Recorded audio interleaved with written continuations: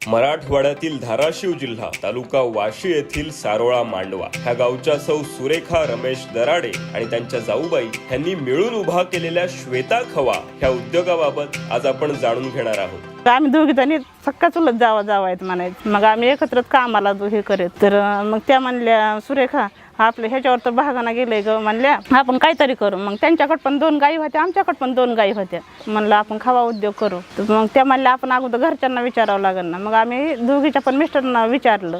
सुरुवातीला PMFME मधून त्यांनी 2 लाख रुपयांचे कर्ज घेतले आणि परत गटातून 3 लाखांचे अंतर्गत कर्ज घेऊन त्यांनी हा खवा बनविण्याचा व्यवसाय सुरू केला।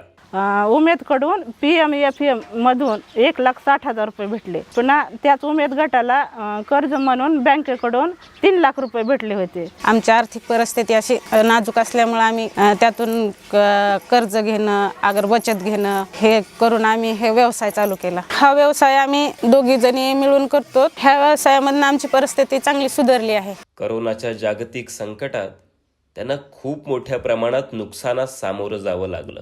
कोरोनाच्या काळामध्ये अशी परिस्थिती झाली होती, 25-25 लिटर 30-30 लिटर दूध असं ओतून दिलं। तर मग अशा परिस्थितीमध्ये आम्हाला नेमकं करावं काय, जनावरांच्या खुराकाचे हे जनावरांना नाही चारावं, जनावर खराब होते। अशी परिस्थिती झाली की असं वाटत होतं की काय सगळं विकावं, सगळा प्रपंच जाग्यावर बंद करून बसावं। 5 किलो पासून सुरू झालेला हा खवा व्यवसाय आता 40 किलो पर्यंत पोहोचला आहे आणि ह्यातून त्यांना वार्षिक 12 ते 13 लाख रुपयांची आवक होते। आमचा पहिला फक्त 5 किलो खवा होता, म्हणजे दोघीचा मिळून 5 किलो खवा असल्यामुळं ते आता आम्ही 40 आता 60 पर्यंत पण जातो। आता शिजण्याला वाढतो कधी कधी खवा 40, 50, 60 पर्यंत आमची म्हणजे महिन्याला उलाढाल होती 1 लाख रुपये आमच्या खव्याची, म्हणजे आवक जावक।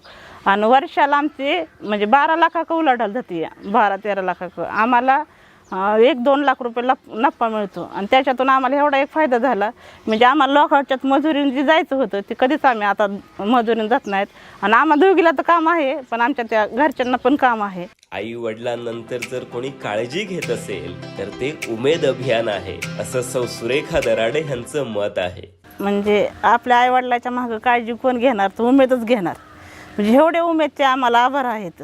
आणि आपल्या घरच्या नातेवाईकापेक्षा उमेदमुळे बाहेरचे नातेवाईक खूप जुळ येतं। म्हणजे आईवडिलाचा एवढा फोन येत नाही, एवढे म्हणजे सगळ्या उमेदच्या महिलांचा फोन येतो, तू कशीस ग, तू काय करतेस ग, म्हणजे असं विचारते। म्हणजे आपलं एक कुटुंबच आहे। म्हणजे आम्हाला कधी 50,000 सध्या बघायला भेटले नव्हते, म्हणजे उमेदमध्ये येण्याच्या अगोदर। आता सध्या आमच्याकडे 10 लाख रुपये बॅलन्स आहे, म्हणजे उमेदमध्ये आल्यामुळं। त्यामुळं आम्ही एवढे उमेदचे आभारी आहोत। स्वतःच्या पायावर सक्षमीकरण, महिला सक्षमीकरण हे म्हणजे सिद्ध करून दाखवले आम्ही उमेदनं। आणि म्हणजे काही दिवसांनी ती लोकपती दिदी म्हणतात ना, तसं काही दिवसांनी आमच्या सारूमधल्या सगळ्या महिला तुमच्याकडे एक दिवस येतो की सर आम्ही लोकपती दिदी झालोत, ही म्हणजे आमची उमेदची एवढं हे